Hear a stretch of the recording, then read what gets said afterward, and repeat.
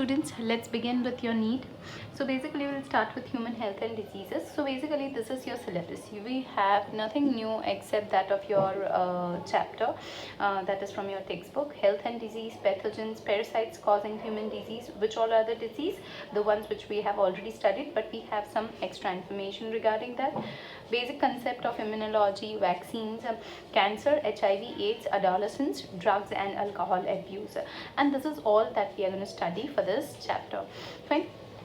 Basically, we shall start first of all with understanding some of the scientists.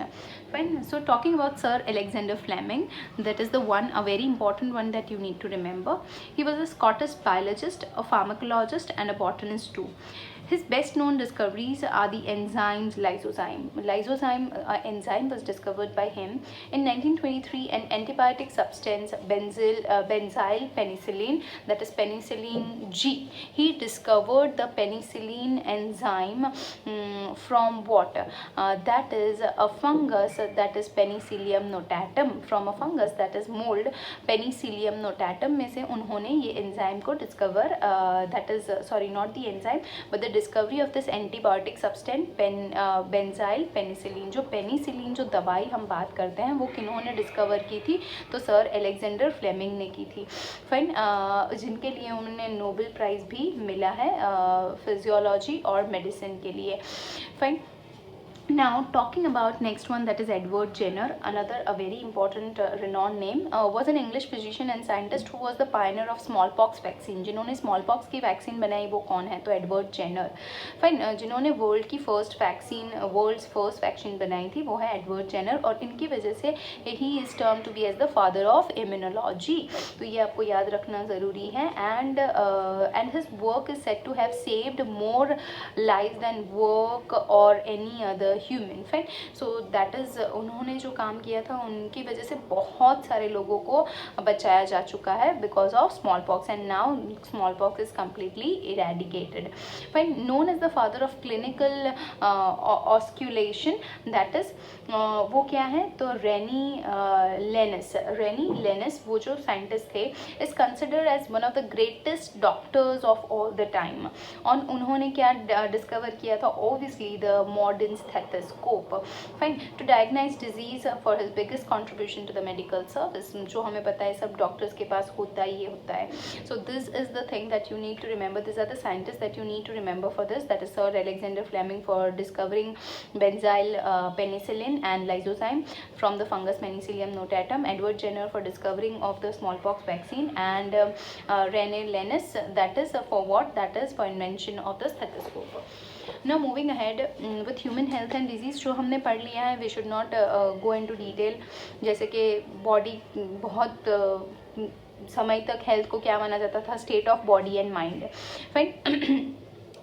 where there was a balance of certain humors. अब हमने सारे humours की बात कर ली थी, हमने ये हिपोक्रेट्स, इंडियन आयुर्वेदा, सब चीज़ों की बात कर ली है.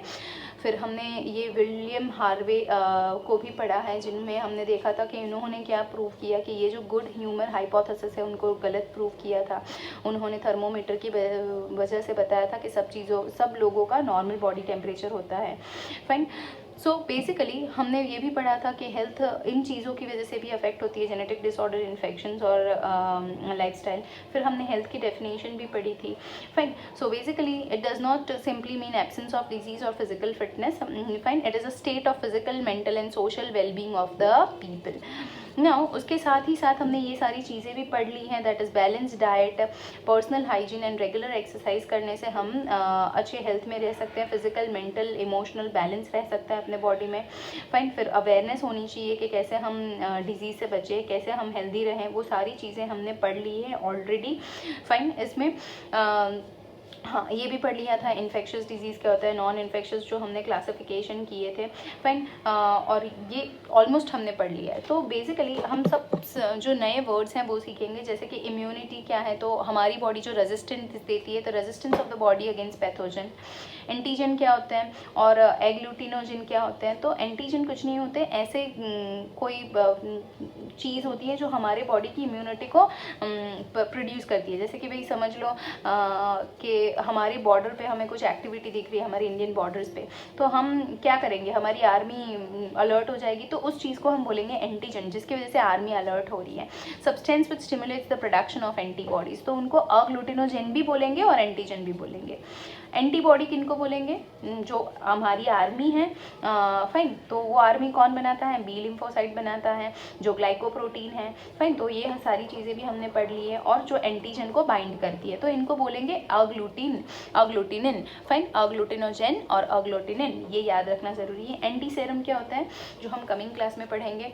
Serum of any animal which contains the antibody, जो भी सीरम है जिनमें एंटीबॉडी होते हैं अगेंस्ट अ स्पेसिफिक एंटीजन, उसे बोलेंगे एंटी सीरम। वेनम क्या होता है, तो यस, ये एंटी सीरम जो है वो हम पढ़ेंगे वापस। वेनम, पॉइजन क्या होता है, जो टॉक्सिक सब्सटेंस होता है, जैसे स्नेक और सम इंसेक्ट हमारे बॉडी में डालते हैं, उसको हम पॉइजन या वेनम बोलते हैं। फिर एग्लूटिनेशन क्या होता है, जो हमने पढ़ लिया है कि एंटीजन और एंटीबॉडी जब बाइंड होते हैं तो उस रिएक्शन को क्या बोलेंगे, एग्लूटिनेशन बोलेंगे, और उसकी जो स्टडी है उसको बोलेंगे सेरोलॉजी, उस स्टडी को हम क्या बोलेंगे, सेरोलॉजी। तो आपको ये वर्ड्स याद रहने ज़रूरी हैं। फाइन, मूविंग अहेड, जो हमने ये सारी चीज़ें ऑलमोस्ट पढ़ ली हैं। इनेट है, एक्वायर्ड इम्यूनिटी होती है। इनेट जो है वो नॉन स्पेसिफिक, एक्वायर्ड स्पेसिफिक। वो वापस इनेट जो है एक्टिव पैसिव में है, active natural artificial, passive natural artificial, ये चीज़ हम नेक्स्ट हमारे जो बोर्ड का क्लास होगा उसमें पढ़ेंगे डिटेल में। फाइन, अब हम जब बात करेंगे, हाँ, तो ये सारी जो चीज़ें हैं वापस एक बार से हम गो थ्रू कर लेंगे, बिकॉज हमने वही सेम क्लास रेफ़र किया है नीट और बोर्ड के लिए सेम। तो इम्यूनिटी की बात करेंगे तो हम रोज़ के रोज़ नए से नए इन्फेक्शन को मिलते हैं, तो हमारी जो बॉडी होती है उसकी एक एबिलिटी होती है कि हम हमारे बॉडी में डिजीज़ नहीं होने देते, उस डिज़ीज़ को हम बोलेंगे इम्यूनिटी। फाइन, उस चीज़ को, उस जो हमारी बॉडी की कैपेसिटी है उसको बोलेंगे इम्यूनिटी। फाइन, अब इनेट इम्यूनिटी की बात कर लो तो हमें सारे बैरियर्स से मिलती हैं, जैसे कि फिजिकल बैरियर है, तो जैसे समझ लो स्किन है, तो स्किन हमारी माइक्रो ऑर्गेनिजम्स को आने से बचाता है। जो हमारे आउटर लेयर होता है वो डेड होता है स्किन का। फिर जो बैक्टीरिया है उसका ग्रोथ ना हो सके, उसकी पीएच क्या रहती है, ये याद रखना ज़रूरी है। 3 to 5 हमारी स्किन की पीएच रहती है, जिसकी वजह से बैक्टीरिया डिस्ट्रॉय हो जाते हैं। म्यूकस कोटिंग की बात करते हैं तो वो हमारे respiratory, gastrointestinal track, urinogenital track वगैरह में पाई जाती है, जैसे म्यूकस क्या कर लेता है, उसको कैप्चर कर लेता है। फाइन, अब म्यूकस जो होता है जहाँ जहाँ होता है उधर म्यूकसल सेल्स होंगे और सीलिया होंगे, सीलिया की वजह से वो माइक्रोब्स आगे पीछे प्रोपेल हो पाएंगे। फाइन, और उसकी पर्टिकुलर उस बॉडी में से आउट होंगे ऐसी सिचुएशन ये सीलिया पैदा कर देता है। फिर फिजियोलॉजिकल बैरियर में हमने पढ़ा था जैसे कि एसिड है, सलाइवा है, टीयर्स है, ये सारी चीज़ें हमने पढ़ ली है। फीवर जो होता है, फाइन, हाई फीवर आने से माइक्रोब्स मर सकते हैं। पीएच ऑफ द बॉडी है तो acidic pH of various body, like oral cavity की एसिडिक पीएच होती है, स्टमक की होती है, वजाइना की होती है, जहाँ बैक्टीरिया ग्रो नहीं कर पाएंगे उसकी वजह से। फाइन, फिर हैं सीक्रीशंस हैं, जैसे कि आइज़ में से बॉडी, लाइक आइज़ में से निकलता है टीयर्स। फिर सीबम जो है कंटेन्स लाइजोजाइम। फाइन, जो ऑयल और सीबम जो होता है उसके अंदर लाइजोजाइम होता है, जिसकी वजह से क्या होता है, ये जो एंजाइम होता है वो क्या करता है, माइक्रोब्स को डिस्ट्रॉय कर देते हैं। Fine, then similarly cellular barriers जो हैं वो सारे हमने पढ़ लिए थे। फाइन, उसमें हम पढ़ेंगे सेल्यूलर बैरियर्स में 2 तरह के सेल्स होते हैं, फेगोसाइटोटिक सेल्स और non phagocytic cells. Phagocytic cells मतलब में मोनोसाइट्स हैं, पीएमएनएल हैं, जैसे कि हमने पढ़ा था पॉलीमॉर्फोन्यूक्लियर लिम्फोसाइट। फाइन, फिर वही मोनोसाइट है, पीएमएनएल है, मैक्रोफेजेस हैं, वे सारे फेगोसाइटिक हैं। तो टोटल जब फेगोसाइटिक सेल्स इंक्रीज होते हैं, जैसे कि पैथोजेनिक इन्फेक्शन हमारे बॉडी में बढ़ता है, जब भी हमारे बॉडी में कोई माइक्रोब्स बढ़ रहे हैं तो हमारा जो WBC काउंट है वो बढ़ने लगता है। तो phagocytosis is exhibited by some types of WBC such as WBCs are termed to be as phagocytes. तो फेगोसाइट्स किसको बोलेंगे, जो बैक्टीरिया वगैरह को ऐसे WBC जो फेगोसाइटोसिस की प्रोसेस दिखाता है, मतलब में सेल को अपने बॉडी में लेगा और उसको मार डालेगा। फाइन, तो सबसे इंपॉर्टेंट फेगोसाइट कौन से हैं, तो मैक्रोफेजेस हैं और न्यूट्रोफिल्स हैं, मैक्रोफेजेस और न्यूट्रोफिल्स।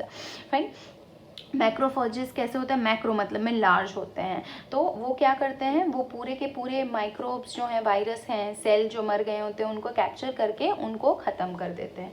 तो हम सेल्यूलर बैरियर की जब हम बात करते हैं तो उनमें तरह तरह के सेल्स होते हैं जो हमने पढ़ा था, पर उनमें दो तरह होते हैं, फैगोसाइटोटिक सेल्स और नॉन फैगोसाइटिक सेल्स। फिर नॉन फैगोसाइटिक सेल्स की बात करो तो लास्ट बाकी क्या रहेगा था, नेचुरल किलर सेल्स जो है। नेचुरल किलर सेल्स जो होते हैं वो कैसे होते हैं, तो नॉन फैगोसाइटिक होते हैं। नॉन फैगोसाइटिक मतलब में वो अंदर नहीं ले सकते किसी को अपने सेल के अंदर, फाइन। सो बेसिकली वो लार्ज ग्रैन्युलो, ये क्या है, नॉन फैगोसाइटिक सेल्स जो हमने WBC पढ़ा था उधर हमने पढ़ लिया था। तो जो नेचुरल किलर सेल्स होते हैं वो एक टाइप के लिम्फोसाइट हैं। क्या हैं, लिम्फोसाइट और ग्रैन्यूल्स वाले लिम्फोसाइट हैं, फाइन।